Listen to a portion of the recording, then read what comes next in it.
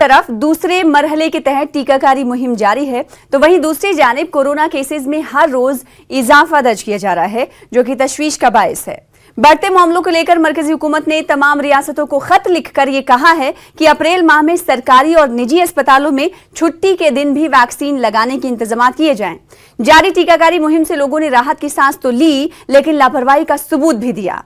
रोजाना बढ़ रहे केसेस की एक अहम वजह यह भी है। तो वहीं टीकाकारी प्रोसेस और असरात से भी लोगों में तशवीश आज भी है। गुज़िश्ता 6 महीनों के बाद एक बार फिर कोरोना केसेस अपने पुराने रिकॉर्ड को तोड़ते हुए दिखाई दे रहे हैं। पिछले 24 घंटों में यह आंकड़ा 72,000 के पार हो चुका है। तो वहीं अमवात इस साल में सबसे ज्यादा 459 हुई हैं।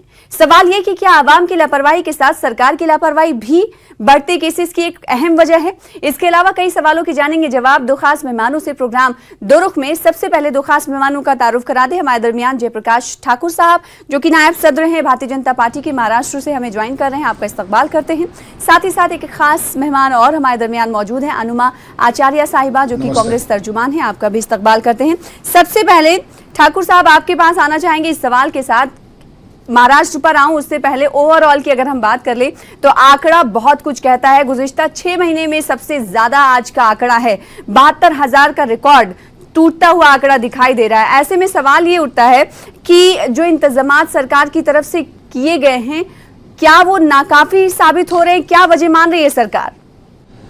निश्चित मेरा ऐसा मानना है कि जो सेकेंड अटैक आया, सेकेंड लार्ज जिसको हम कहते हैं, सेकेंड अटैक आया है कोरोना का, ये बहुत ही भयंकर है। मतलब अगर मैं कहूं कि अगर आपने जो फिगर बताया कि अगर 72,000 पूरे देश में है, तो महाराष्ट्र में सिर्फ 40,000 उसमें महाराष्ट्र में है। आप कल्पना कीजिए पूरे देश में अपने जितने राज्य हैं उसमें सबसे ज्यादा महाराष्ट्र में, अगर मैं कल का फिगर बताऊं तो 39,544, मतलब करीब करीब 40,000 पेशेंट सिर्फ महाराष्ट्र में आए हैं। अगर 72,000 हम पूरे देश में देखें तो मुझे लगता है कि अलग अलग स्टेटों में जाएं तो सब अलग अलग स्टेट के अलग अलग है, लेकिन महाराष्ट्र जो है वो हाईएस्ट पर है। अगर मैं बोलूं कि आंध्र प्रदेश में 7,000 एक्टिव पेशेंट है, तमिलनाडु में 15,000 है, एनसीटी दिल्ली में 8,800 है, उत्तर प्रदेश जहां पे करीब 22 करोड़ का पॉपुलेशन है और महाराष्ट्र 12 करोड़ का है, उत्तर प्रदेश में इस समय 9,848 एक्टिव पेशेंट है, उड़ीसा में 1,900 है, गुजरात में 12,000 है, एमपी में 17,000 है। लेकिन महाराष्ट्र एक ऐसा प्रदेश है जहां पे पूरे देश का 50% से भी ज्यादा, अगर 72,000 है तो मेरे महाराष्ट्र में 40,000 पेशेंट है। तो हमारी महाराष्ट्र की सरकार का सबसे ज्यादा योगदान इस कोरोना के बढ़ाने में है। तो मैं मानूंगा कि सरकार का फेल्योर है, यहाँ की जनता पे उनका कंट्रोल नहीं है, वैक्सीनेशन की स्पीड स्लो है और कोरोना पे जो एहतियात बरतना चाहिए, जो प्रिकॉशन लेना चाहिए, वह महाराष्ट्र सरकार ले नहीं पा रही और सरकार अलग ही उलझी हुई है। मैं उसमें नहीं जाता हूँ राजनीतिक ढंग में, लेकिन कोविड के मामले में महाराष्ट्र सरकार 100% फेल हो रही है। तो आपका ये कहना है कि महाराष्ट्र में जो कोरोना के आंकड़े आ रहे हैं, इसमें दो राय नहीं कि सबसे ज्यादा आंकड़े वहीं से सामने आ रहे हैं। आपका ये कहना है कि पूरी लापरवाही महाराष्ट्र सरकार बरत रही है। हमारे साथ अनुमा आचार्य साहिबा। अनुमा आचार्य साहिबा, आपने सुना ठाकुर साहब को, उन्होंने सीधे तौर पर यह कहा कि जो कोरोना के केसेस हैं, और इसमें दो राय भी नहीं है कि सबसे ज्यादा महाराष्ट्र में मामले सामने आए। 72,000 में जो आंकड़ा सबसे ज्यादा है वो महाराष्ट्र का है। तो क्या ये माना जाए कि जो पूरे हालात हैं कोरोना के हवाले से, या फिर अवाम जो लापरवाही बरत रहे हैं, उसकी कहीं ना कहीं जिम्मेदारी सरकार को भी लेनी चाहिए? सना साहिबा, देखिए ये तो नैरेटिव ही बड़ा अजब किस्म का है। आजकल हम राज्यों को अलग अलग करके देखते हैं, देश की तरह नहीं देखते। तो आप देखिए कि देश में ये जो दोबारा से कोविड की लहर आई है, उसमें जो हम देख रहे हैं, क्योंकि देखिए कई बार ना राजनीति को एक तरफ हटाकर सोचना पड़ता है पूरे ह्यूमैनिटी के लिए, पूरी रेस के लिए। तो उसमें आप देखिए कि जो पश्चिम बंगाल के चुनाव हैं, वहाँ ना तो हमने गृह मंत्री को कभी मास्क लगाए देखा, ना प्रधानमंत्री को। तो उनसे तो ज्यादा एहतियात मैं खुद जब महाराष्ट्र गई थी पिछले महीने की इन्हीं तारीखों में, मैं वहाँ थी 1 तारीख से लेके 5 तारीख तक, तो RT-PCR कराने गए थे। आप विश्वास मानिएगा, एक भी व्यक्ति मुझे वहां पर कोई बिना मास्क के नहीं दिखा। और RT-PCR का इतना अच्छा तरीका था, इतना हाईटेक तरीका था कि वर्धा जैसे छोटे शहर में कि मैंने उसका वीडियो बनाया क्योंकि एक कैबिन बनाकर और उसके अंदर से 2 हाथ बाहर निकाल के और पूरा पीपीई किट पहन के और बिल्कुल मतलब जैसे होना चाहिए टेक्नोलॉजिकली, जैसे साइंस के हिसाब से बहुत अच्छे से आरटीपीसीआर हो रहा था। तो एक ये नरेटिव कि पंजाब में है, महाराष्ट्र में है, इससे ना कॉन्स्पिरेसी थ्योरी जन्म लेती है कि इन्हीं जगहों पर क्यों हो रहा है, क्या किसी का इरादा है यहाँ पर फैलाने में या कुछ करने में। आपका तो कहना ये अनुमा आचार्य साहिबा की जो डेटा आ रहे हैं वो कहीं ना कहीं उसमें छेड़छाड़ हो रही है, क्या आपका इस जानिब इशारा है? नहीं, मेरा ये कहना है कि जब हम असेसमेंट करें तो उन राज्यों को पिन पॉइंट करके ना करें जहां पर सरकार बीजेपी की नहीं है, क्योंकि बाकी जगहों पे ये केसेस हो रहे हैं लेकिन कम दिखाए जा रहे हैं, कम हो रहे हैं। मैंने डेटा से छेड़छाड़ की बात नहीं की, मैंने कहा ये भारत का प्रॉब्लम है, इसमें महाराष्ट्र के ऊपर, क्योंकि इस वक्त ऑपरेशन कमल की जो तैयारी है वो महाराष्ट्र को लेकर है, तो महाराष्ट्र के ऊपर इस तरह का फोकस है। वैसे भी आप देखिए सना साहिबा कि महाराष्ट्र में बॉम्बे जो है हमारी कमर्शियल कैपिटल मानी जाती है देश की, तो वहां पर लोगों का आना जाना और लोगों के कंपैरिजन में ज्यादा है। इसी तरह दिल्ली में भी केसेस बढ़े हैं क्योंकि वहां से भी बाहर के कंट्रीज से भी लोग आते हैं, ऊपर से म्यूटेशन हो रहा है। हो सकता है कि महाराष्ट्र में म्यूटेशन का जो वेरिएंट्स है वो ज्यादा हो। तो इस तरह से एक स्टेट के ऊपर, क्योंकि आपका पूरा फोकस पहले मध्य प्रदेश पर था, वहां सरकार गिराई, इस वक्त पूरा फोकस सरकार गिराने का महाराष्ट्र में है, तो उसके कारण अगर हम महाराष्ट्र को इस धुरी पर लेकर आएंगे, मेरे ख्याल से पूरे देश की बात करें, देश में कोरोना का संकट जो बढ़ रहा है वो गलत है। उसमें सरकार का फेलियर मुझे कहीं नहीं दिखा। देखिए बहुत सारी चीजें होती हैं कि जस्ट बिकॉज हम एक दूसरी पार्टी में तो हम कह दें कि नहीं तुम्हारा फेलियर है और हमारा फेलियर नहीं है। तो अगर हम फेलियर देखना चाहें तो हम बड़े शीर्ष नेतृत्व को देखें, वो बिल्कुल बिना मास्क लगाए एक के बाद एक चुनावी रैलियां कर रहे हैं जिसमें जिस तरह की भीड़ है वहां आप देखिए तो सही। उसके कंपैरिजन में आप बॉम्बे में कहीं पर भी देख लीजिए, आप उनकी भी स्थिति बता देता हूं, किसी भी भारतीय जनता पार्टी के जो राज्य है, भीड़ भड़का हो ही नहीं रहा। भारतीय जनता पार्टी सुन लीजिए वही तो कांग्रेस ये कह रही है कि इन रियासतों से आंकड़े आखिर क्यों नहीं आ रहे, क्या कुछ छुपाए जा रहे हैं, अभी सुन लीजिए, कांग्रेस का ये इल्जाम है। अरे पूरे देश में कैजुअलिटी वो 1,62,000 और महाराष्ट्र में 54,000, मतलब करीब 40% से ज्यादा कैजुअलिटी, 54,000 लोगों की डेथ महाराष्ट्र में हुई है और पूरे देश में 1,62,000। तो अगर सुनने की हिम्मत नहीं आपको, बताइए ना, मैं बीजेपी सरकार की बात कर रहा हूँ, चलिए बीजेपी सरकार और महाराष्ट्र की तुलना कर लीजिए। तमिलनाडु में किसकी सरकार है देख लीजिए, 15,000 है। दिल्ली में किसकी सरकार है, 8,800 है। उड़ीसा में किसकी सरकार है, वहाँ पे 1,900 है। भारतीय मध्य प्रदेश में किसकी सरकार नहीं है, उनसे आपको प्रॉब्लम है। खाली महाराष्ट्र का बोलने के बाद आपको तकलीफ होती है। मैं महाराष्ट्र छोड़ के भी बता रहा हूँ, आप सुनिए। आपने मध्य प्रदेश की सरकार को कहा दोष दिया, आपने मध्य प्रदेश की सरकार को दोष नहीं दिया, उत्तर प्रदेश की सरकार को दोष नहीं दिया, आपने केवल बोलना शुरू कर दिया। भाई सवाल भी लाजमी है, जिस रियासत में अगर कोरोना बढ़ रहे हैं तो उस रियासत को खातिर खा इकदाम उठाने चाहिए। आखिर क्यों बढ़ रहे हैं ये भी सवाल है। अब आप कह रही हैं कि स्टेट्स को अलग अलग करके नहीं देखा जा सकता, तो स्टेट ही तो इस पूरे टैकल करती है पूरे सिचुएशन को, भले ही मरकजी सरकार केंद्र सरकार मदद करती है। बात बताइए सना साहिबा, मैं आपको एक नहीं स्टेट वाइज देखिए, सना साहिबा उनकी बात सुन लूं। ये बोलने नहीं दे रहे, फिर बोलने नहीं दे रहे, फिर बोलने नहीं दे रहे, फिर बोलने नहीं दे रहे, फिर बोलने नहीं दे रहे। ये देखिए ये तो काम है, केंद्र सरकार ये बोलने ही नहीं दे रहे हैं मिस्टर जयप्रकाश जी। मैं जहां तक मैं जानती हूँ, जहां तक आप भी देखेंगी, आप किसी रिपोर्टर को भेज दीजिए और खुद देख लीजिए कि महाराष्ट्र में जितनी एहतियात है उतनी एहतियात दूसरे राज्यों में नहीं है। आप विश्वास मानिए वहां पे है, लेकिन उसके बाद वहां केसेस बढ़ रहे हैं। और ये है एक चीज कि जो वैक्सीन है, यहाँ दिल्ली में भी अपोलो हॉस्पिटल का ये आलम है कि 250 वैक्सीन आती है एक दिन में, उसके बाद कोई आता है तो लोग मक्खी मार रहे होते हैं। अब जब 45 साल के लोगों को भी लगेगी तो 500 वैक्सीन का प्रावधान है। मेरा एक सवाल सरकार से ये है कि चलो जो कोविशील्ड है और जो दूसरी वैक्सीन है, इनके तो पूरे ट्रायल भी नहीं होते, लेकिन स्पुतनिक एक वैक्सीन है जिसके पूरे ट्रायल भी हुए और पूरी तरह सफल मानी गई, विश्व में उसकी कई ऑथेंटिक रिपोर्ट्स हैं। तो हमारी सरकार ब्यूरोक्रेसी के कारण ऐसी वैक्सीन जो पूरी तरह फिट है, सबसे ज्यादा उसको माना गया है, उसको क्यों नहीं मौका दे रही, उसमें क्यों ब्यूरोक्रेसी लगा के रखी है, अगर वो बाकी पूरे वर्ल्ड में सब जगह वो चल रही है और उसके सबसे अच्छी रिपोर्ट्स है, तो हम उसको क्यों नहीं यूज करते। ठीक है, वैक्सीन के इस्तेमाल को लेकर एक बार फिर भारतीय जनता पार्टी पर सवाल कांग्रेस खड़े कर रही है। स्पुतनिक वैक्सीन की इजाजत आखिर क्यों नहीं दी जा रही है? जयप्रकाश साहब, आपसे सीधा सवाल है अनुमा आचार्य साहिबा का। नहीं, ऐसा है कि वैक्सीनेशन देने का काम सेंट्रल गवर्नमेंट की तरफ से बहुत अच्छे ढंग से चल रहा है। अभी उनको बोलिएगा बीच में नहीं बोले, मुझे बोलने, मैं भी आप बोल रहे थे तो मैं बोल नहीं रहा था। और वैक्सीनेशन देने का और बैकअप देने का काम सरकार का है। दोनों कोविड इक्वली अच्छे हैं, उसमें हम ये अच्छा है वो बुरा है ऐसा बोलना मेडिकली, मैं डॉक्टर नहीं हूँ, मैडम डॉक्टर होंगी तो ज़्यादा मुझसे ज़्यादा बता सकती होंगी, लेकिन जो सरकार के हिसाब से बताया गया है कि दोनों वैक्सीन अच्छा असर करती है, दोनों वैक्सीन अच्छी है। मैं अभी मुझे बोलने नहीं दीजिए, अभी मुझे बोलने नहीं दीजिए, अभी बोलने दीजिए, पेशेंस रखिए सुनने का। अभी जब मैं चुप था तब आप बोल रहे थे तो मैं चुप बैठा था, सलाह जी ने बोला तब मैं बोल रहा हूँ। और रहा, मैं आपको एक बताऊं कि अगर हम राज्यों के हिसाब से नहीं देखें तो हम मैडम सलाह जी, हम उनको बताना चाहते हैं कि बैकअप है और वैक्सीनेशन सेंट्रल गवर्नमेंट देती है और टोटल जो सेटअप रहता है वो स्टेट गवर्नमेंट करती है। मैं महाराष्ट्र में पैदा हुआ हूँ, महाराष्ट्र में बड़ा हुआ, महाराष्ट्र की थी, मुझे भी पता है। जब किसी कोई कहता है कि आप कंपैरिजन की बात करते हैं तो तमिलनाडु में बीजेपी की सरकार है क्या, आंध्रा में बीजेपी की सरकार है क्या, वेस्ट बंगाल में बीजेपी की सरकार नहीं है। अगर हम कंपैरिजन ही करेंगे ना, महाराष्ट्र सरकार में इस समय सुन ले 3,37,604 एक्टिव पेशेंट है। आंध्र प्रदेश में किसकी सरकार है पूछ लीजिए, वहाँ 7,338 है। तमिलनाडु में 15,000 पेशेंट है। एनसीटी दिल्ली में 8,838 पेशेंट है।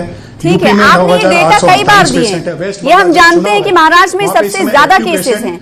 जयप्रकाश साहब, आपने ये डेटा कई बार दे दिए हैं, हमने सुन लिया है, लेकिन सवाल ये उठता है कि मजमूई तौर पर ओवरऑल सरकार की तरफ से जो कोशिशें की जा रही हैं, आपको लगता है कि जैसे जैसे कोरोना बढ़ रहे हैं वैसे वैसे सरकार को अपनी पॉलिसी में तब्दीली लानी चाहिए? 100% फेल्योर है। तीनों सरकार, तीनों आघाड़ी सरकार यहाँ पे भ्रष्टाचार में डूबी हुई है। 100 करोड़ की खंडनी जमा करने में लगी हुई है।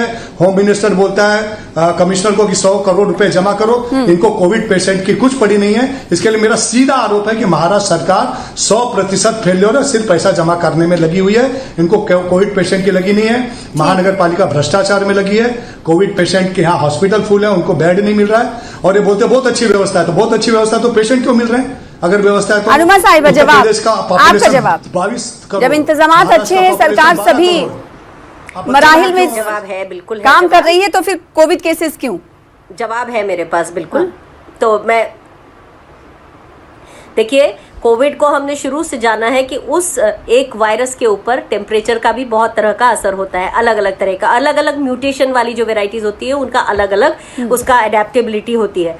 तो महाराष्ट्र में ये एक दुर्भाग्य की बात है कि महाराष्ट्र में केसेस ज्यादा हैं, पर अगर ऐसा ही है तो केंद्र सरकार को अपने सारे रिसोर्सेज महाराष्ट्र पर लगा देने चाहिए। इनकी एक समिति गई थी, उस समिति ने अभी तक क्या रिपोर्ट बना के दी है वो पता नहीं है, केंद्र की जो सपोर्ट है। तो ये तो अभी फिर बीच में बोल रहे हैं महाराज। आप देखिए ठाकुर साहब, बीच में मत बोलिए, मेरी बात पूरी करने दीजिए, इतना डिसिप्लिन रखिए आप। मेरा ये कहना है कि अगर महाराष्ट्र में केसेस हो रहे हैं तो सरकार को ये बनता है, केंद्र सरकार को, कि अपने सारे रिसोर्सेज और इस बात की पड़ताल। मैं नहीं बोल रही थी, फिर शुरू हो गए आप। तो भाई महिलाओं जैसा डिसिप्लिन भी नहीं रखते, हम महिलाएं आपसे बेहतर हैं। आप तो ठाकुर साहब, आप महिलाओं जितना भी डिसिप्लिन नहीं रखते, हम तो बहुत बेहतर हैं आपसे। मैं आपसे ये कहना चाहती हूँ, सना साहिबा आपसे कह रही हूँ कि मेरी पत्नी कुछ नहीं है, ये सब आपकी किताब में लिखी कहानी की तरह पढ़ते हैं आप लोग, कोई सम्मान नहीं करते। इस समय महिला के सम्मान की बात नहीं हो रही है। मैंने सवाल आपसे किया था, स्पुतनिक वैक्सीन के बारे में, महाराष्ट्र का विषय बोलेंगे तो इसमें सम्मान का विषय है। वो बोलते गए जिसकी जरूरत नहीं है। मैंने सवाल आपसे पूछा था कि स्पुतनिक वैक्सीन के ऊपर क्यों नहीं ध्यान दे रहे, लेकिन आप तोता रटन की तरह एक ही जवाब देते हैं, जो आपको आता है वो बोलते हैं, आंकड़े जो आप लिख कर लाए वो बोलते हैं। मेरा सवाल ये है कि ये सरकार, केंद्र सरकार जो है, देश में इस तरह से क्यों काम कर रही है, प्रतिस्पर्धा में पिछली सरकार के क्यों काम कर रही है, देश के नागरिकों के सरोकारों के लिए क्यों नहीं काम कर रही है? कभी भी ऐसा नहीं लगता कि जहां भाजपा की सरकार नहीं है उस राज्य के प्रति सरकार की संवेदनशीलता बिल्कुल नहीं दिखती। तो कांग्रेस को ऐसा लगता है कि भेदभाव होता है जहां पर कांग्रेस की रियासतें हैं।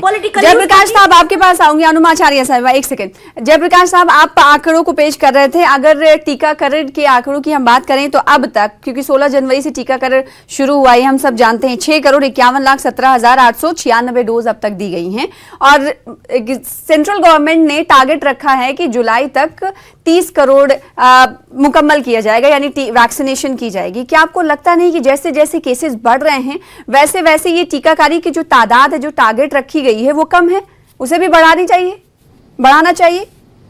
निश्चित वैक्सीनेशन का टारगेट बढ़ाना चाहिए। मेरा ऐसा मानना है कि जितने स्टेट हैं, सभी स्टेट जितने जितने वैक्सीनेशन मांगते हैं उतने वैक्सीनेशन सेंट्रल गवर्नमेंट भेजती है, क्योंकि वैक्सीनेशन रखने की भी व्यवस्था स्टेट गवर्नमेंट को करनी रहती है। तो स्टेट गवर्नमेंट की जो कैपेसिटी रहती है उस कैपेसिटी में वहां से वैक्सीनेशन मंगाया जाता है और वैक्सीनेशन भेजा जाता है। और किसी भी सरकार ने, किसी भी स्टेट गवर्नमेंट ने एक कंप्लेन नहीं की है कि मैंने 1 लाख मांगा और हमको 20,000 भेजा, ऐसा किसी भी सरकार ने कंप्लेन नहीं की है। तो मेरा ऐसा मानना है कि मेडिकल, देखिए इसमें कोई भेदभाव का सवाल ही नहीं है, पूरे देश में सभी को वैक्सीनेशन हो यह सरकार चाहती है। तो मैं तो महाराष्ट्र में रहता हूँ, यहाँ महाराष्ट्र में भी वैक्सीनेशन अच्छे ढंग से होना चाहिए, यूपी में होना चाहिए, वेस्ट बंगाल में भी होना चाहिए, गुजरात में भी होना चाहिए। तो वैक्सीनेशन सलाह जी जो सरकार जितनी मांगती है उसमें उसको दी जाती है। अगर आपके पास ऐसा कोई फिगर होगा कि इस गवर्नमेंट ने इतना मांगा और इसको गवर्नमेंट को नहीं दिया गया और वहां पे वैक्सीनेशन कम हो रहा है, अगर आप देंगे तो निश्चित सेंट्रल गवर्नमेंट को हम भी लिखेंगे कि भाई ये स्टेट गवर्नमेंट की कंप्लेन आई थी, आपने क्यों नहीं भेजा, उसके बारे में हम भी फॉलो करेंगे। तो उसमें कोई लड़ाई की बात नहीं है, झगड़े की बात नहीं है। कोविड देश से जाना चाहिए, जो कैजुअलिटी हो रही है रुकनी चाहिए, चाहे आप देश के बारे में सोचें चाहे स्टेट वाइज सोचें। लेकिन मैं आपकी इस बात से सहमत हूं कि ये मामला पूरे हिंदुस्तान का है, भारत का है, जहां पर लोगों की डेथ्स हो रही हैं कोरोना की वजह से, तो सरकार से सवाल करना लाजमी हो जाता है। अरुणा साहिबा, एक तरफ ये भी देखा जा रहा है कि लोग इस प्रोसेस से भी परेशान हैं और कुछ जगहों पर लोगों में बेदारी भी कम देखी जा रही, या फिर यूं कहें कि वैक्सीनेशन के असरात के हवाले से वो खौफजदा हैं। क्या ऐसा लगता है कि वाकई में जमीनी सूरत हाल कुछ ऐसी है? देखिए ऐसा है सना साहिबा कि हमने सबने सुना है कि कुछ ऐसे केसेस हैं जिसमें 2 वैक्सीन की डोज लगने के बाद भी कोरोना हुआ है। ऐसा अपवाद है, मैं नहीं कह रही हूं कि सबको हुआ है, ऐसे कम से कम कुछ 1% 2% केसेस इस तरह के भी हैं। तो लोगों के अंदर ये भाव आ जाता है और ऊपर से फिर नए नए वेरिएंट्स जैसे आ रहे हैं, म्यूटेशन हो रहा है ना, क्योंकि कोरोना का एक ही कोविड का स्ट्रेंड तो नहीं है, उसके 17 या 19 स्ट्रेंड ऑलरेडी आ चुके हैं।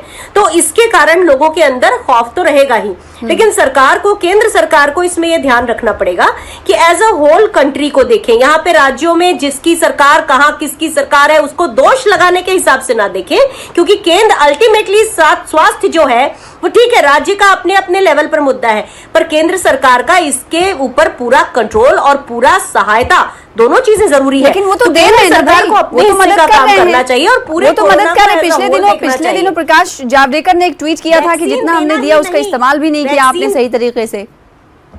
अभी वैक्सीन बची हुई है, गुज़िश्ता 15 से 20 दिनों पहले की बात। देखिए वैक्सीन देने में आपने अगर, देखिए मैं एक लॉजिस्टिक्स ऑफिसर रही हूं भारतीय वायुसेना में, तो मैं आपको एक बात बताऊं कि जो इसमें पूरा इशू वैक्सीन का मैनेजमेंट है उसमें लॉजिस्टिक्स का है। बहुत सारी ऐसी वैक्सीन है जो लोगों को लगी नहीं है और वो रखे रखे स्टॉक में लाइफ एक्सपायर हो जाएगी और कई जगहों पर पहुंची नहीं है। तो ये जो डिस्ट्रीब्यूशन मैनेजमेंट में जो प्रॉब्लम्स है ना, वो सरकार को इससे निजात पाना होगी, तभी तो वो पूरे देश में एक जैसा असर करेगी। तो ये एक प्रॉब्लम रही है। ये नहीं है कि हमने इतना बोला था इतना दिया, वो कि उसकी केवल उसकी बात नहीं है। बात यह है कि फर्स्ट डोज और सेकंड डोज, काफी लोग ऐसे हैं, बहुत सारे लोग ऐसे हैं जिन्होंने फर्स्ट डोज तो लगाई लेकिन सेकंड डोज की उनकी डेट लैप्स कर गई। तो उसके बाद जो फर्स्ट डोज हुई वो भी तो बेकार हो गई उनकी, उनको दोबारा से वो पूरी प्रक्रिया करनी पड़ेगी। तो ये सारी चीजें हैं, सरकार को अपना लॉजिस्टिक्स मैनेजमेंट सही करना पड़ेगा, जिससे सही समय पर सही लोगों के पास सही क्वांटिटी में ना केवल पहुंचे, स्टॉक रखा लाइफ एक्सपायर ना हो, ये और भी ज्यादा जरूरी है। बिल्कुल जयप्रकाश साहब, पिछले दिनों हमने देखा था कि आंध्र प्रदेश, तेलंगाना और साथ ही उत्तर प्रदेश में बहुत सारी तादाद में जो डोजेज हैं वो एक्सपायर हो गए थे, जाया हो गए थे, जिसको लेकर भी खबर आई थी। अब सवाल ये उठता है कि जिन रियासतों में को नहीं मिल रहा है सही तरीके से, या फिर वहाँ पर कमी है एक्सपायरी के हवाले से, क्यों सरकार इस तरफ कदम कुछ नहीं उठाती? जैसा कि अनुमा आचार्य साहिबा ने कहा कि डिस्ट्रीब्यूशन मैनेजमेंट की तरफ सरकार को ध्यान देना होगा ताकि मिलजुल कर तमाम रियासतें और केंद्र सरकार मिलजुल कर इस वबा को हरा सके।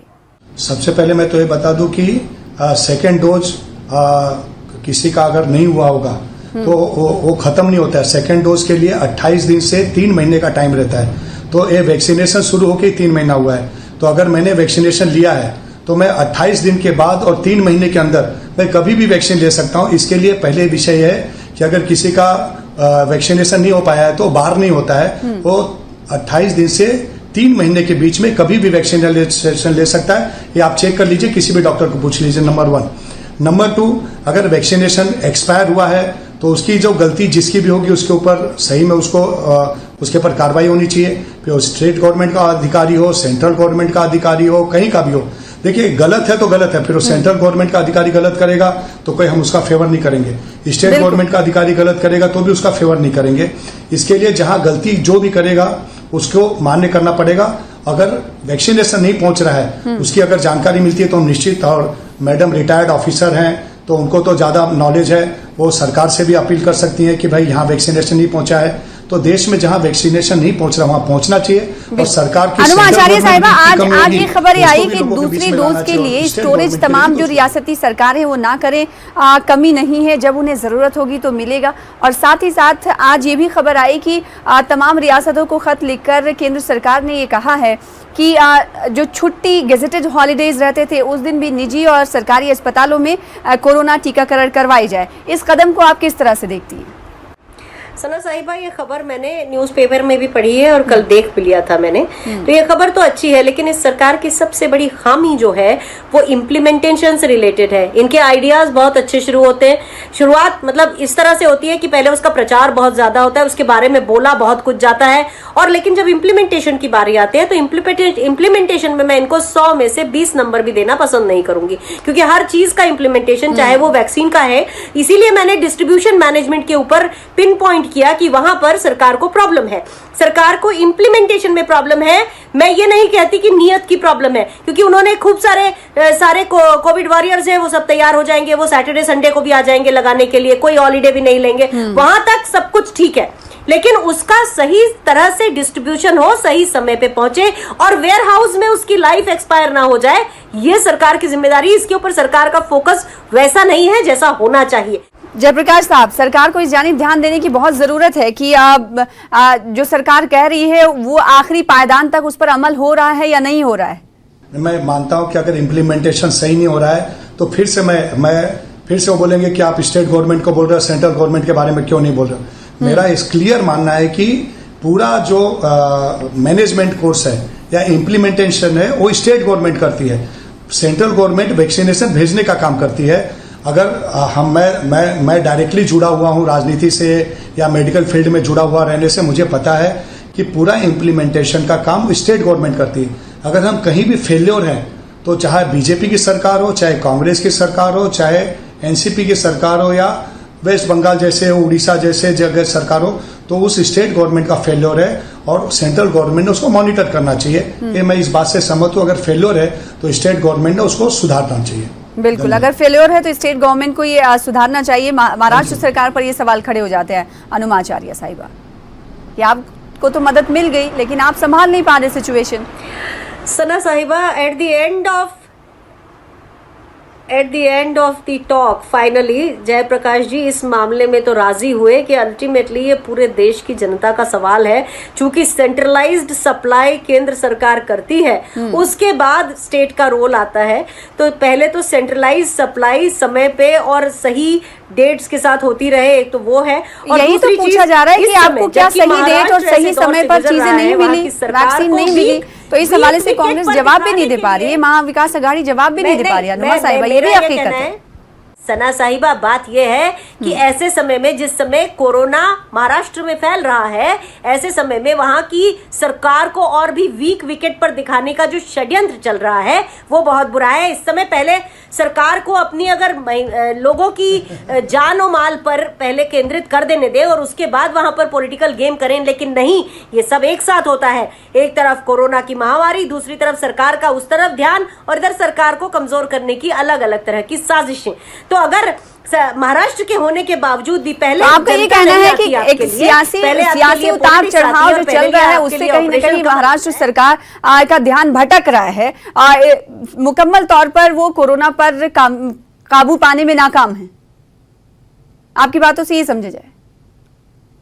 मैंने ये नहीं कहा, मैंने कहा कि इस समय महाराष्ट्र सरकार का पूरा ध्यान कोविड के ऊपर होना चाहिए जो है, लेकिन जो वो दे रही है, और हमने हर बार देखा है महाराष्ट्र के मुख्यमंत्री को, उन्होंने ना खुद कोई लापरवाही बरती है अभी तक हमारे सामने, हम सबके सामने, नहीं तो उनकी तो चीर फाड़ कर दी जाती, क्योंकि जैसे ही महाराष्ट्र के या एनसीपी के या शिवसेना के या कांग्रेस के लोग कुछ करते हैं तो उनके ऊपर तो चीरफाड़ शुरू हो जाती है। तो उन्होंने अभी तक हमारे सामने पब्लिक फोरम में कोई ऐसा कोताही बरतते हुए नहीं दिखाया है। वो उनका पूरा अटेंशन उस पर है और उनका पूरे कोविड वॉरियर्स की टीम भी उस पर लगी है। लेकिन जो भाजपा का है उसका ध्यान जो है इस समय भी सरकार को गिराने की कोशिशों पर, साजिशों पर लगा हुआ है। मेरा ये कहना है कि इस समय अगर आप इतने ही जनता को महाविकास आघाड़ी को लेकर रच रही है और दूसरे जो निगाह है उनकी वो इलेक्शन पर है, जहां पर चुनावी सभाएं चल रही हैं। बेहद शुक्रिया आप दोनों खास मेहमानों का प्रोग्राम में शामिल होने के लिए करना चाहेंगे। फिलहाल इसी के साथ दो रुख में दीजिए मुझे इजाजत। कल फिर होगी मुलाकात बड़े मुद्दे के साथ, तब तक के लिए आदाब।